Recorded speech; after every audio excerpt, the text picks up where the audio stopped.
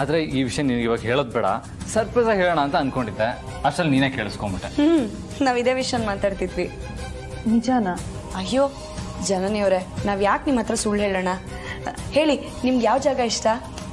ಹೇಳಮ್ಮ ಜಾನಿ, ಇವಾಗಲೇ ಬುಕ್ ಮಾಡ್ಬಿಡ್ತೀನಿ. ಇಲ್ಲ ಭಾವ, ನಾನು ಎಲ್ಲಿಗೂ ಹೋಗಲ್ಲ. ಯಾಕೆ? ಎಲ್ಲೇ ಹೋದ್ರು ಪ್ರೀತು ಮುಖದಲ್ಲಿ ನನ್ನಿಂದ ನಗು ತರಿಸೋದಕ್ಕಾಗಲ್ಲ. ಅವ್ನು ಈಗಿರೋ ಸಿಚುವೇಶನ್ನಲ್ಲಿ ನಾನಾದರೂ ಖುಷಿಯಾಗಿ ಹೇಗಿರೋದಕ್ಕಾಗತ್ತೆ ಹೇಳಿ? ಯಾವಾಗ ನೋಡಿದ್ರು ಆಕಾಶ ತಲೆ ಮೇಲೆ ಬಿದ್ದೋಂಥರ ಇರ್ತಾನೆ. ಸಡನ್ ಆಗಿ ನಗ್ತಾನೆ, ಆದ್ರೆ ಆ ನಗು ಅವನದಾಗಿರಲ್ಲ. ಸಡನ್ ಆಗಿ ಕೋಪ ಮಾಡ್ಕೋತಾನೆ, ಆದ್ರೆ ಯಾಕೆ ಕೋಪ ಮಾಡ್ಕೊಂಡಿದ್ದಾನೆ ಅಂತ ಅವನಿಗೆ ಗೊತ್ತಿರಲ್ಲ. ಕೇಳಿದ್ರೆ ಅವನ ಹತ್ರ ಉತ್ತರ ಇರಲ್ಲ, ಅವನಿಗೇನು ಮಾತಾಡಲ್ಲ.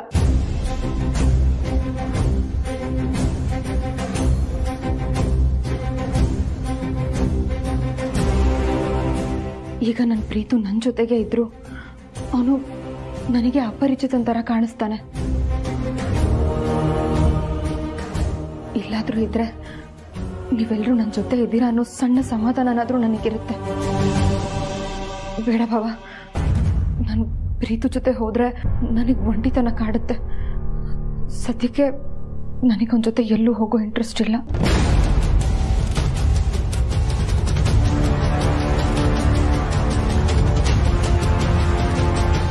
ನನ್ನ ಬಗ್ಗೆ ಇಷ್ಟೆಲ್ಲ ಕಾಳಜಿ ಇಟ್ಕೊಂಡಿರೋದಕ್ಕೆ ಥ್ಯಾಂಕ್ಸ್.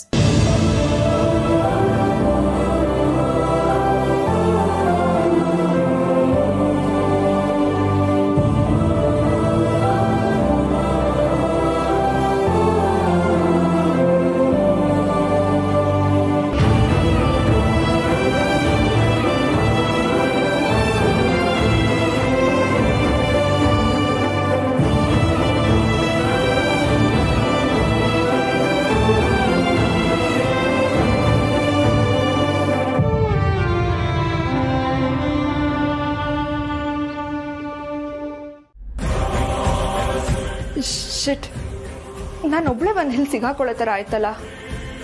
ಏನಾದರೂ ಮಾಡಿ ಎಸ್ಕೇಪ್ ಆಗೋಣ ಅಂದರೆ ಆ ಆದಿ ಪಾರ್ವತಿ ಬಂದು ತಡೆದ್ರು. ಇವಾಗ ಏನು ಮಾಡಲಿ? ಇಲ್ಲಿಂದ ಹೇಗೆ ಎಸ್ಕೇಪ್ ಆಗಲಿ? ಮನೆ ತುಂಬ ಕೆಲಸದವ್ರೇ ಇದ್ದಾರೆ, ಅವ್ರಗಳ ಕಣ್ ತಪ್ಪಿಸಿ ಹೋಗೋಕ್ಕಾಗಲ್ಲ. ಅದು ಅಲ್ಲದೆ ಆದಿತ್ಯ ಪಾರು ಆಲ್ರೆಡಿ ಅವ್ರಿಗೆ ಹೇಳ್ಬಿಟ್ಟಿರ್ತಾರೆ ಇವಳ ಮೇಲೆ ಕಣ್ಣಿಟ್ಟಿರಿ ಅಂತ. ಹಾಗಾದ್ರೆ ನಾನು ಇಲ್ಲಿಂದ ಆಚೆ ಹೋಗೋಕೆ ಆಗಲ್ವಾ?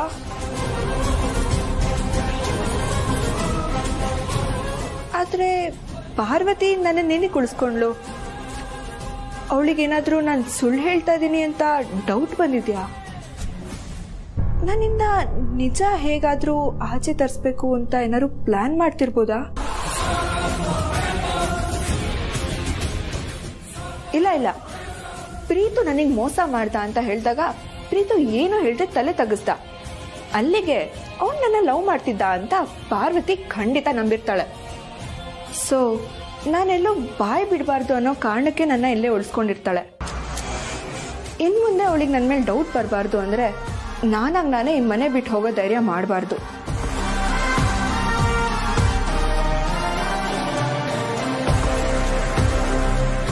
ಪಾರ್ವತಿನೇ ನನ್ನ ಮನೆಯಿಂದ ಆಚೆ ಹೋಗು ಅಂತ ಹೇಳೋ ಥರ ಮಾಡಬೇಕು. ಆದರೆ ಹೇಗೆ?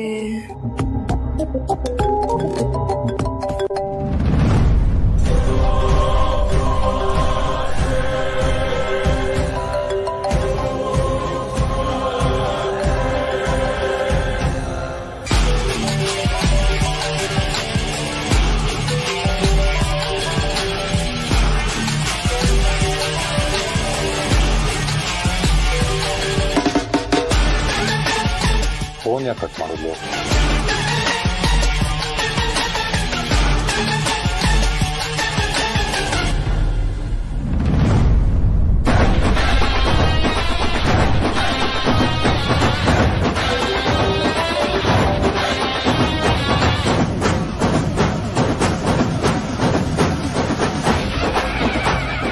ಮತ್ತೆ ಫೋನ್ ಕಟ್ ಮಾಡ್ತಾ ಇದ್ದಾಳಲ್ಲ,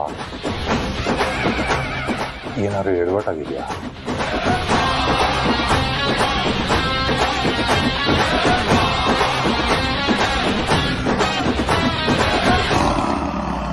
ಆಂಟಿ ನೀವು ನೀನು ಯಾಕೆ ಇಲ್ಲಿಗೆ ಬಂದಿದೀಯಾ ಅಂತ ನನಗೆ ಗೊತ್ತಾಯ್ತು.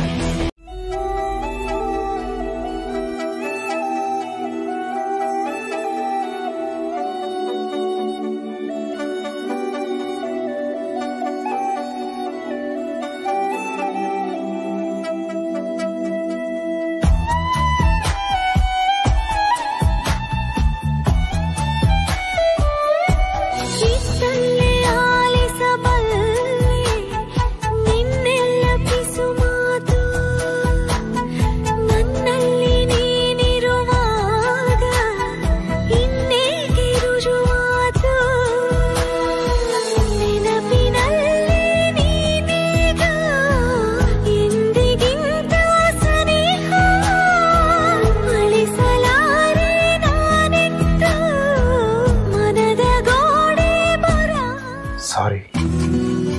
ಯಾಕೆ? ನೀನು ಊರಿಂದ ಬಂದಾಗಿಂದನೂ ನಿನ್ನ ಹತ್ರ ಸರಿಯಾಗಿ ಮಾತಾಡೋಕ್ಕಾಗಿಲ್ಲ. ಊರಿಗೆ ಹೋಗೋ ಟೈಮಲ್ಲೂ ಹೋಗ್ಬಾ ಅಂದೆ.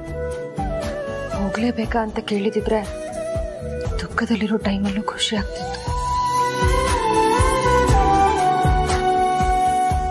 ಎಲ್ಲದಕ್ಕೂ ಸಾರಿ.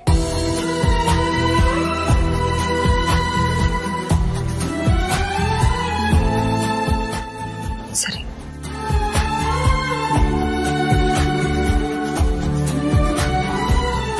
ಹೋಗಿ ಊಟ ಮಾಡೋಣವಾ?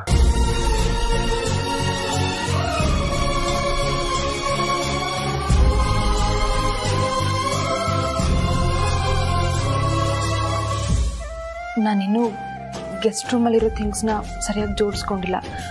ನಾನು ಆಮೇಲೆ ಊಟಕ್ಕೆ ಬರ್ತೀನಿ, ನೀನು ಹೋಗಿರು.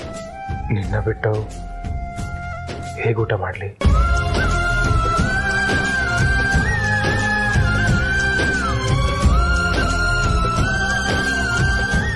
ಎಲ್ಲ ಟೈಮಲ್ಲೂ ಇದೇ ಥರ ಕೇರಿಂಗ್ ಇದ್ರೆ ಒಳ್ಳೇದಲ್ವಾ? ಅದು ಬರೀ ಊಟಕ್ಕೆ ಮಾತ್ರ ಸೀಮಿತ ಆಗಬಾರ್ದು.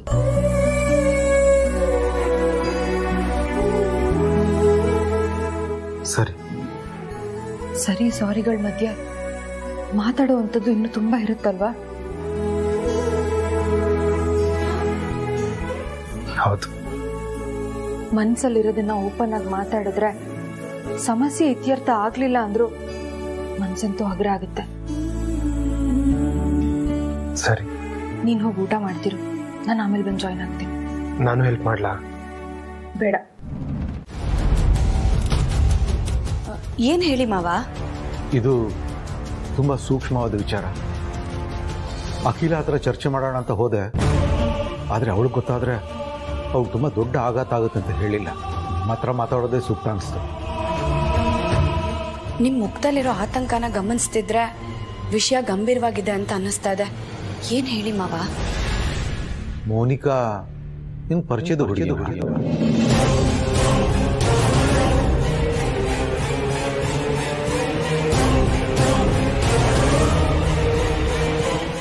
ಆ ಹುಡುಗಿ ನಿನಗೆ ತುಂಬಾ ವರ್ಷದಿಂದ ಗೊತ್ತಾ?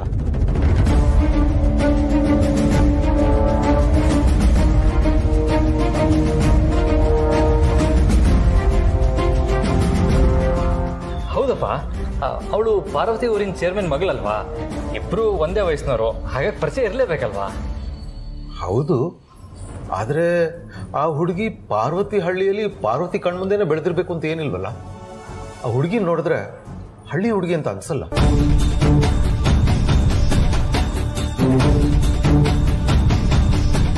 ಅಂದ್ರೆ ಓದೋದಕ್ಕೆ ಸಿಟಿಗೆ ಬಂದಿರ್ಬೋದಲ್ವಾಪ್ಪ? ಹೌದು ಮಾವ, ಆ ಹುಡುಗಿ ಇಲ್ಲೇ ಓದಿದ್ದು.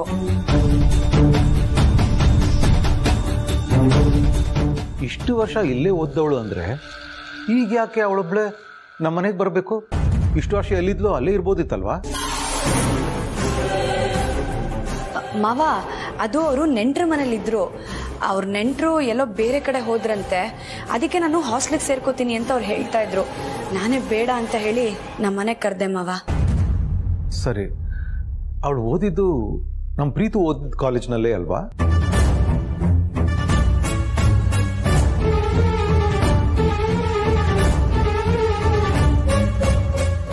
ಇಲ್ಲಪ್ಪ, ಪ್ರೀತು ಓದಿರೋ ಕಾಲೇಜಲ್ಲಿ ಅವಳು ಓದಿಲ್ಲ ಅನ್ಸುತ್ತೆ. ಅಲ್ಲ ಆದಿತ್ಯ, ಅವಳು ಪಾರ್ವತಿ ಸ್ನೇಹಿತೆ, ನಿನಗೆ ಹೇಗೆ ಗೊತ್ತಿರಕ್ಕೆ ಸಾಧ್ಯ?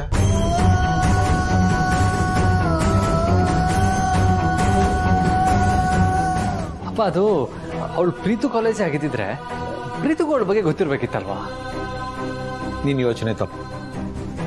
ಪ್ರೀತುಗೆ ಆ ಹುಡುಗಿ ಬಗ್ಗೆ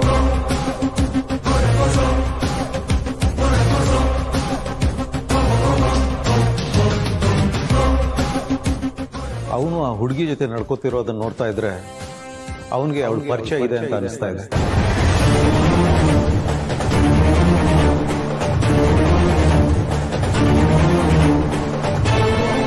ಅಂದ್ರೆ ಅವರಿಬ್ಬರನ್ನ ಒಟ್ಟಿಗೆ ನೀವು ನೋಡಿದ್ರಪ್ಪ?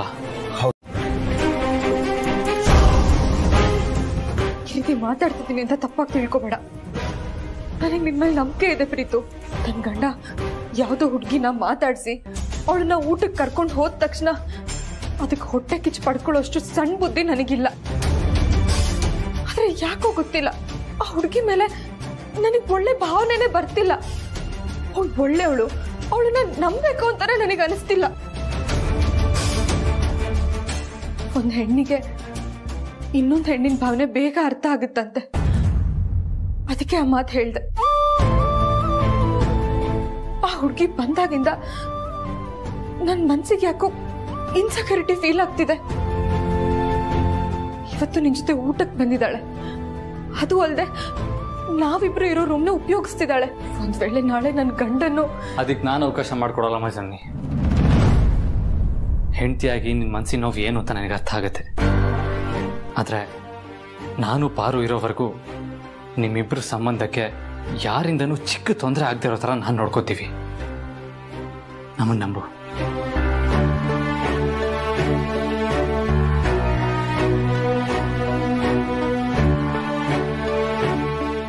ನೋಡಮ್ಮ ಸ್ವಾಮಿ, ನೀನು ಬರೀ ನನಗೆ ನಾದಿನಿ ಮಾತ್ರ ಅಲ್ಲ, ನನ್ನ ತಂಗಿ ಥರ.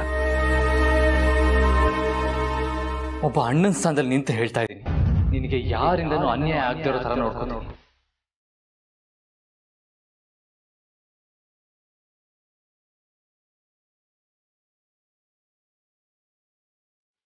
ಆ ಜವಾಬ್ದಾರಿ ನಂದಮ್ಮ.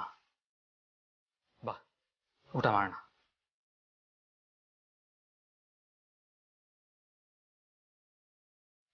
ನಿನಗೆ ಬೇರೆ ಸಪ್ರೇಟಾಗಿ ಹೇಳ್ಬೇಕಾ? ಬಾ.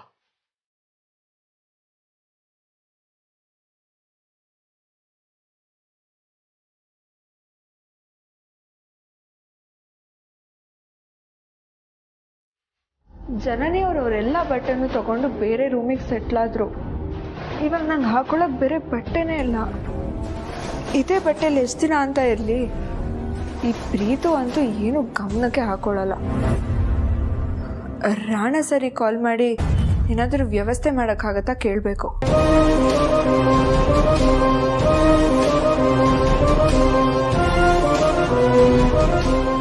ಶಿಟ್, ರಾಣ ಸರ್ ನೆನ್ನೆ ನೈಟ್ ಎಷ್ಟೊಂದು ಸಲ ಕಾಲ್ ಮಾಡಿದ್ದಾರೆ. ನಿನ್ನೆ ಅಖಿಲಾನ ನೋಡಿ ಗಾಬರಿಲಿ ಸೈಲೆಂಟ್ ಮಾಡಿದವಳು, ಫೋನ್ ಕಡೆ ಗಮನನೇ ಕೊಡಲಿಲ್ಲ. ಮೊದಲು ರಾಣ ಸರಿ ಕಾಲ್ ಮಾಡಿ ನನ್ನ ಇಲ್ಲಿಂದ ಕರ್ಸ್ಕೊಳಕ್ಕೆ ಏನಾದರೂ ವ್ಯವಸ್ಥೆ ಮಾಡಿದಾರ ಕೇಳೋಣ.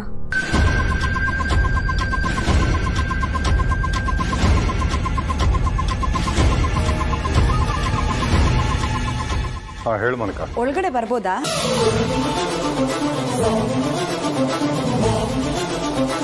ಹಲೋ.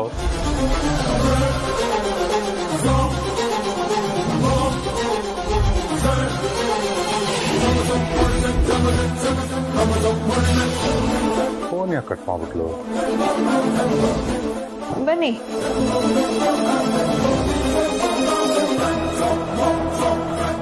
ನೀವು ಕರೆ ಮಾಡುತ್ತಿರುವ ಫೋನ್ ಸದ್ಯದಲ್ಲಿ ಸ್ವಿಚ್ ಆಫ್ ಆಗಿದೆ. ದಯವಿಟ್ಟು ಸ್ವಲ್ಪ ಸಮಯದ ನಂತರ ಕರೆ ಮಾಡಿರಿ. ಸ್ವಿಚ್ ಆಫ್ ಅಂತ ಬರ್ತಾ ಇದೆಯಲ್ಲ,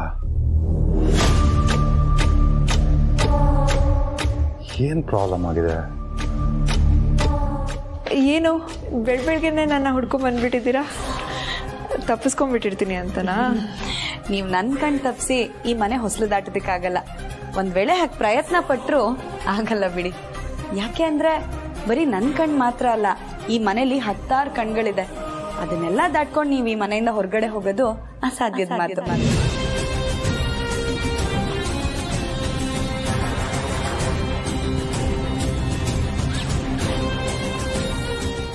ಅಷ್ಟಕ್ಕೂ ನೀವೇನಕ್ಕೆ ತಪ್ಪಿಸ್ಕೊಂಡು ಹೋಗ್ಬೇಕು? ನೀವೇನಾದ್ರೂ ತಪ್ಪು ಮಾಡಿದೀರಾ? ನೀವೀ ಮನೆಗೆ ಬಂದಿರೋದು ನಿಮ್ಗಾಗಿರೋ ಅನ್ಯಾಯಕ್ಕೆ ನ್ಯಾಯ ಕೇಳೋದಿಕ್ಕೆ. ನಾನ್ ನಿಮ್ಮನ್ನ ಇಲ್ಲಿ ಉಳಿಸ್ಕೊಂಡಿರೋದು ನಿಮಗ್ ನ್ಯಾಯ ಕೊಡ್ಸೋದಿಕ್ಕೆ. ಹೀಗಿರೋವಾಗ ನೀವ್ಯಾಕೆ ತಪ್ಪಿಸ್ಕೊಂಡು ಹೋಗ್ಬೇಕು ಅಲ್ವಾ? ನಾವಿಲ್ಲಿಗೆ ಬಂದಿದ್ದು ನೀವು ತಪ್ಪಿಸ್ಕೊಂಡು ಹೋಗಿದ್ದೀರಾ ಇಲ್ವಾ ಅಂತ ನೋಡೋದಕ್ಕಲ್ಲ, ನಿಮ್ಗೋಸ್ಕರ ಹೊಸ ಬಟ್ಟೆಗಳು ತಗೊಂಬಂದಿದ್ವಿ, ಕೊಡೋಣ ಅಂತ ತಗೊಂಬಂದ್ವಿ. ಹೌದಾ? ಹೌದು, ನಾನೇ ಹೇಳಿದೆ. ಪರು ಕೊಡು.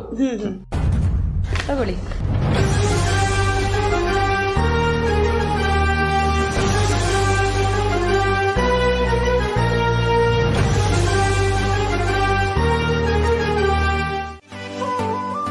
ಪಾರು, ಹಿಂದೆಯಿಂದಾನೇ ಬಂದು ತಪ್ಕೋಬೇಕಾ? ಮುಂದೆಯಿಂದ ತಪ್ಕೋಬಾರ್ದ? ಆಯ್ತು ಪಾರು, ಗುರಾಯಿಸ್ಬೇಡ. ಗೊತ್ತಾಗಿಲ್ಲ ಅದಕ್ಕೆ ಕೇಳಿದ್ನಪ್ಪ. ನಾನ್ ನಿಮ್ಗೆ ಏನ್ ಹೇಳ್ದೆ? ಹಿಂದೆಯಿಂದ ಬಂದು ತಪ್ಕೊಳ್ಳಿ ಅಂತ ತಾನೇ ಹೇಳಿದ್ದು. ಅಲ್ಲ, ಮುಂದೆಯಿಂದ ಬಂದು ತಪ್ಕೋಬೋದಲ್ವಾ? ಹೌದಾ? ಆಯ್ತು ಆಯ್ತು ಆಯ್ತು.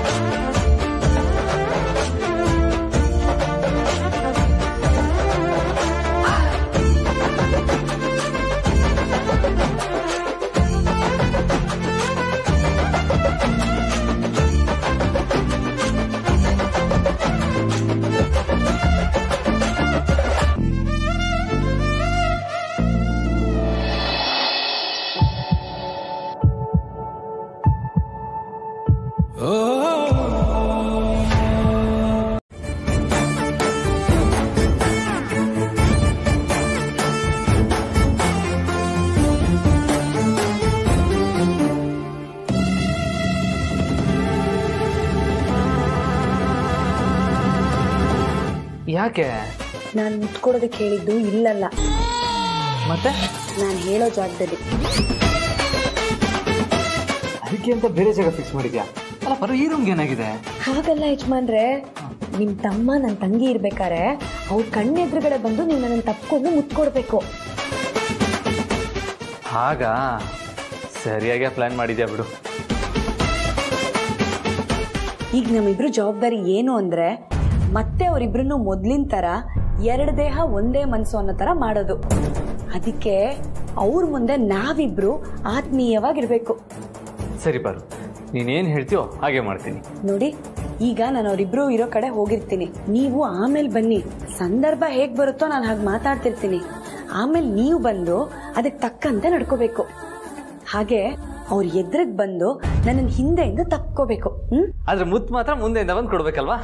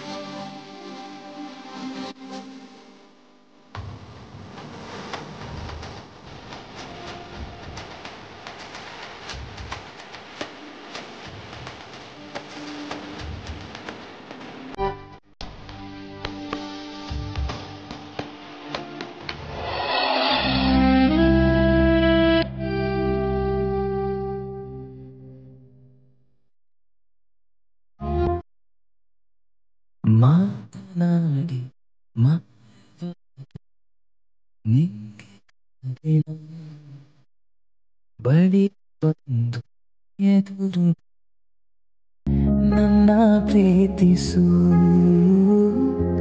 ನನ್ನ ಪ್ರೀತಿಸು.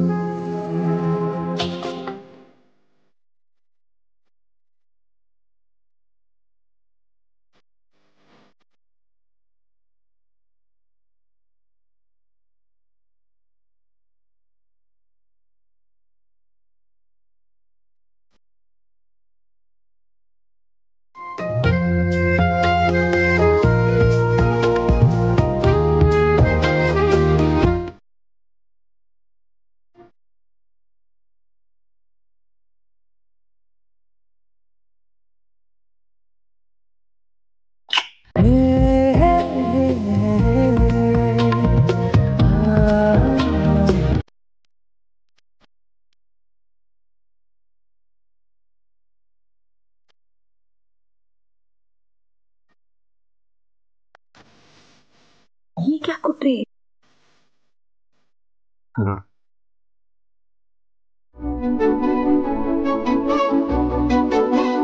ತಂದೆ ತಾಯಿಯ ನಂತರದ ಸ್ಥಾನ ಅಣ್ಣ ಅತ್ತಿಗೆಯದು ಅಂತ ಈ ಜವಾಬ್ದಾರಿನ ವಹಿಸಿದಾಗ ಅದನ್ನ ಪ್ರೀತಿಯಿಂದ ಒಪ್ಕೊಂಡಿದ್ದು ಅಲ್ಲದೆ ಪ್ರತಿ ಕ್ಷಣ ತಮ್ಮ ಜವಾಬ್ದಾರಿನ ನಿರ್ವಹಿಸೋದಕ್ಕೆ ಒಂದಲ್ಲ ಒಂದು ಪ್ರಯತ್ನ ಮಾಡ್ತಾನೆ ಇದ್ದಾರೆ. ಆ ಪ್ರಯತ್ನದಿಂದಾಗಿ ಇವತ್ತು ಪ್ರೀತು ಜನನಿಯ ಮುಖದಲ್ಲಿ ನಗು ಮೂಡಿದೆ, ಒಂದ್ ಸಂತೋಷ ಬಂದಿದೆ. ಅದಕ್ಕೆ ಹೊರಗಡೆ ಸುತ್ತಾಡ್ಕೊಂಡು ಬರಕ್ ಹೋಗಿದ್ದಾರೆ. ನನ್ ಗಮನಕ್ಕೆ ಬರ್ದೆ ಇಷ್ಟೆಲ್ಲ ನಡೆದಿದ್ಯಾಕ?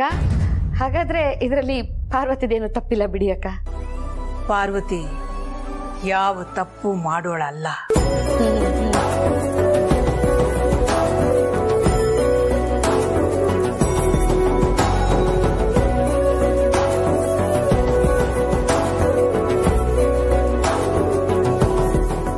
ಯಜಮಾನ್ರೆ, ಜನನಿಯವ್ರನ್ನ ಸಮಾಧಾನ ಮಾಡಿ ನೀವು ಊಟಕ್ಕೆ ಕರ್ಕೊಂಡು ಬನ್ನಿ. ಸರಿ ಪಾರು. ಜನನಿ ಬೇಜಾರು ಮಾಡ್ಕೊಂಡಿದ್ದಾಳ? ಯಾಕಮ್ಮ? ಮಾವ, ನಿಮ್ಮೆಲ್ಲ ಪ್ರಶ್ನೆಗೂ ಅನುಮಾನಕ್ಕೂ ನಾನು ಉತ್ತರ ಕೊಡ್ತೀನಿ. ಆದರೆ ನನಗೊಂದು ಸ್ವಲ್ಪ ಕಾಲಾವಕಾಶ ಕೊಡಿ. ಅಲ್ಲ, ಮೌನಿಕಾ ವಿಷಯನ ಪಾರ್ವತಿ ಇನ್ನೂ ಕ್ಲಿಯರ್ ಮಾಡೇ ಇಲ್ವಲ್ಲ. ಕೇಳಿದ್ರೆ ಟೈಮ್ ಬೇಕು ಅಂತ ಕೇಳಿದ್ಲು, ಆದರೆ ಯಾಕೆ ಅಂತ ಗೊತ್ತಾಗಲಿಲ್ಲ. ಅಲ್ಲಿಗೆ ಆ ಹುಡುಗಿ ವಿಚಾರದಲ್ಲಿ ಎಲ್ಲನೂ ಸರಿ ಇಲ್ಲ ಅಂತ ಆಯ್ತು.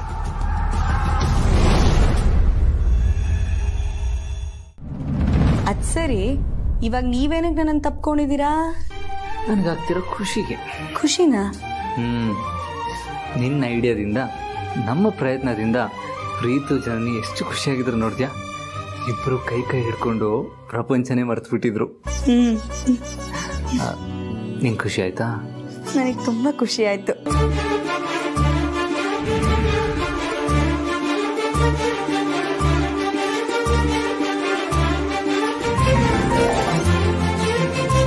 ಫೋನ್ ಅಲ್ಲ, ನನ್ನ ತಲೆ. ಅದಕ್ಕೆ ಮೋನಿಕಾನ ಹುಡ್ಕೊಂಡು ಅರಸನಕೋಟೆಗೆ ಹೋಗಿದ್ದೆ. ಏನಂದೆ? ಆ ಮನೆಗೆ ಹೋಗಿದ್ಯಾ? ಗಾಬರಿ ಆಗ್ಬೇಡವರು, ನಾನೇನು ಅರಸನಕೋಟೆ ಒಳಗಡೆ ಹೋಗಿಲ್ಲ. ಆ ಗೇಟ್ ಹೊರಗಡೆ ನಿಂತ್ಕೊಂಡು ಮೋನಿಕಾ ನೋಡಕ್ ಹೋಗಿದ್ದೆ ಅಷ್ಟೇ. ಸಿಕ್ಕಿದ್ಲ? ಸಿಕ್ಕಿದ್ರೆ ಕರ್ಕೊಂಡ್ ಬರ್ದೆ ಇರ್ತಿದ್ನಾ? ಅವಳೆಲ್ಲೆಲ್ಲೂ ಕಾಣಿಸ್ಲಿಲ್ಲ. ನಮ್ಮಿಂದ ತಲೆ ಮರ್ಸ್ಕೊಂಡಿರ್ಬೋದಾ ಅನಿಸ್ತು. ಅರಸನಕೋಟೆಗೆ ತಳ್ಳಿದ್ದು ಹುಲಿ ಬೋನ್ಗೆ ನುಗ್ದಂಗಾಗಿ ನಮ್ ಸವಾಸನೆ ಬೇಡ ಅನ್ಬಿಟ್ಟು ಎಸ್ಕೇಪ್ ಆಗಿರ್ಬೋದಾ ಅಂತ ಅವಳ ಮನೆ, ಅವಳ ಫ್ರೆಂಡ್ ಸರ್ಕಲ್, ಅವಳ ಅಡ್ಡ ಎಲ್ಲ ಕಡೆನೂ ಹುಡುಕ್ದೆ. ನೋಕ್ಲು. ಅಲ್ಲಿಗೆ ಅವಳು ಅರಸನಕೋಟೆಯಿಂದ ಹೊರಗಡೆ ಬಂದಿಲ್ಲ ಅನ್ನೋದು ಕನ್ಫರ್ಮ್ ಆಯ್ತು. ಎಸ್, ಅವಳು 100% ಅರಸನಕೋಟೆಲ್ಲೇ ಇದ್ದಾಳೆ ಅಂತ ಆಯ್ತು. ಆದ್ರೆ ಅವಳು ಯಾಕೆ ನಮ್ಮನ್ನು ಕಾಂಟ್ಯಾಕ್ಟ್ ಮಾಡ್ತಾ ಇಲ್ಲ? ಅವಳು ಫೋನ್ ಯಾಕೆ ಸ್ವಿಚ್ ಆಫ್ ಮಾಡ್ಕೊಂಡಿದ್ದಾಳೆ? ಅದೇ ಅರ್ಥ ಆಗ್ತಾ ಇಲ್ಲ. ಆದ್ರೆ ನನ್ನನ್ನ ಕಾಡ್ತಿರೋ ಪ್ರಶ್ನೆನೇ ಬೇರೆ. ಏನು? ಇಷ್ಟೆಲ್ಲ ಆದ್ರೂ ಆ ಪಾರ್ವತಿ ಯಾಕೆ ಮೋನಿಕಾನ ಅಲ್ಲೇ ಉಳಿಸ್ಕೊಂಡಿದ್ದಾಳೆ ಅನ್ನೋ ಪ್ರಶ್ನೆ ನನ್ನನ್ನು ಕಾಡ್ತಾ ಇದೆ. ಯಾಕಂದ್ರೆ ಸಂಬಂಧಗಳ ನಡುವೆ ಇರೋ ನಂಬಿಕೆನೆ ಆ ಮನೆಯ ಜೀವಾಳ. ಹಾಗಿದ್ದಾಗ ಪ್ರೀತು ಮತ್ತೆ ಜನನಿ ಮಧ್ಯೆ ಇರೋ ಸಂಬಂಧ ಈ ಮೋನಿಕಾಯಿಂದ ಹಾಳಾಗುತ್ತೆ ಅಂತ ಗೊತ್ತಿದ್ರು ಪಾರ್ವತಿ ಅವಳನ್ನ ಅಲ್ಲೇ ಯಾಕೆ ಉಳಿಸ್ಕೊಂಡಿದ್ದಾಳೆ? ಒಂದ್ ವೇಳೆ ಈ ಪಾರ್ವತಿ ಬೇರೆ ಏನಾದ್ರೂ ಗೇಮ್ ಪ್ಲಾನ್ ಮಾಡ್ತಿದ್ದಾಳ ಅಂತ. ಅವಳಿಗೆ ಈಗಾಗ್ಲೇ ಮೋನಿಕಾ ಬಗ್ಗೆ ಎಷ್ಟು ವಿಷಯ ಗೊತ್ತೋ ಗೊತ್ತಿಲ್ಲ. ಅವಳು ಪ್ರೀತು ಎಕ್ಸ್ ಅಂತ ಗೊತ್ತಾದ್ರೆ ದರ್ಸ್ ನೋ ಪ್ರಾಬ್ಲಮ್. ಆದ್ರೆ ಅವಳ ಹಿಂದೆ ಬೇರೆ ಯಾರೋ ಇದ್ದಾರೆ, ಅದ್ರಲ್ಲೂ ನಾವಿದೀವಿ ಅಂತ ಗೊತ್ತಾದ್ರೆ ನಮ್ ಕತೆ ಅಷ್ಟೇ.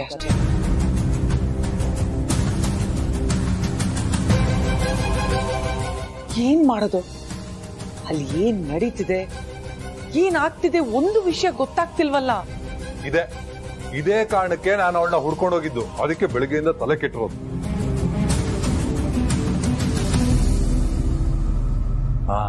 ಅರು ಹೀಗ್ ಮಾಡಿದ್ರೆ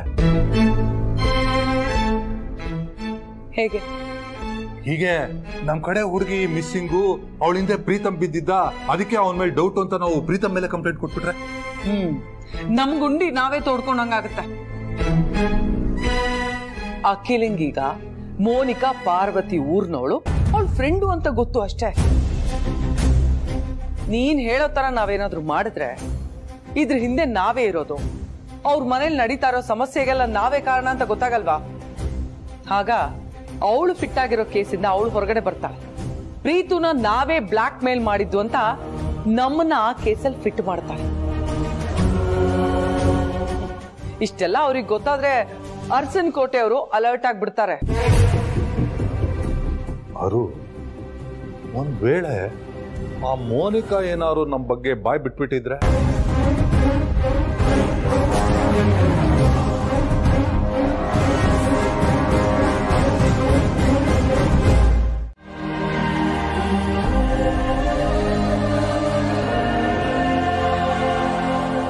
ಜಯ ಅವರೇ, ಪ್ರಸಾದ ತಗೊಳ್ಳಿ.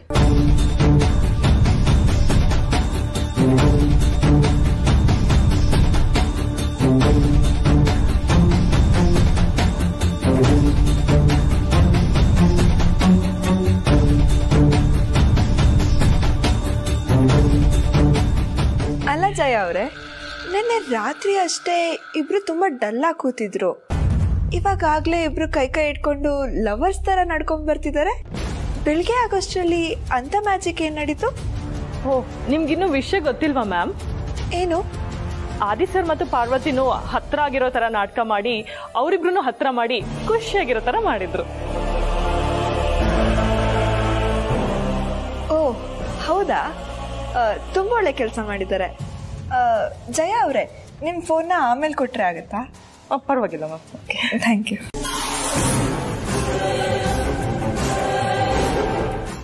ಅದು ಅಲ್ಲದೆ ನನಗೆ ನೀನಂದ್ರೆ ತುಂಬಾ ಇಷ್ಟ.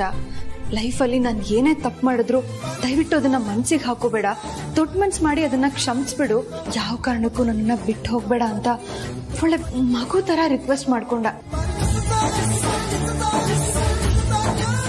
ಅವ್ನು ಹೇಳಿದ ಅಷ್ಟು ಮಾತಲ್ಲಿ ನನಗಿಷ್ಟ ಆಗಿದ್ದೇನಂದ್ರೆ ನೀನಂದ್ರೆ ನನಗೆ ತುಂಬಾ ಇಷ್ಟ, ಯಾವತ್ತೂ ನನ್ನನ್ನ ಬಿಟ್ಟು ಹೋಗ್ಬೇಡ ಅನ್ನೋದು. ಯಾಕಂದ್ರೆ ನನಗ್ ಬೇಕಾಗಿರೋದು ಅದೇ ತಾನೆ.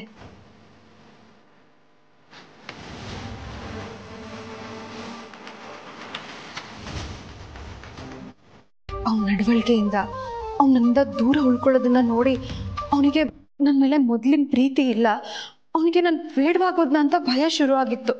ಆದ್ರೆ ಅವನ ಜೊತೆ ಹೊರಗಡೆ ಹೋಗಿ ಬಂದ್ಮೇಲೆ ಆ ಭಯ ಎಲ್ಲ ಮಾಯ ಆಗೋಯ್ತು. ಅದಕ್ಕೆ ಬರ್ತಾ ಹಾಗೆ ದೇವಸ್ಥಾನಕ್ಕೆ ಹೋಗ್ಬಿಟ್ಟು ಬಂದ್ವಿ. ನಿಮ್ಮ ಮಾತು ಕೇಳಿ ನಮ್ಮಿಬ್ರಿಗೂ ಎಷ್ಟು ಸಂತೋಷ ಆಯ್ತು ಗೊತ್ತಾ? ಜೀವನ ಪೂರ್ತಿ ನೀವಿಬ್ರು ಹೀಗೆ ಖುಷಿಯಾಗಿರಿ. ಇವತ್ತು ನನ್ನ ಮನಸ್ಸಿನ ಭಾರ ಇಳೀತು, ಮನ್ಸಿಗೆ ತುಂಬಾ ಸಮಾಧಾನ ಆಗ್ತಿದೆ. ನಾನು ಈಗಲೇ ಹೋಗಿ ಕೈಕಾಲು ಮುಖ ತೊಳ್ಕೊಂಡು ದೇವ್ರ ದೀಪ ಹಚ್ಬಿಡ್ತೀನಿ.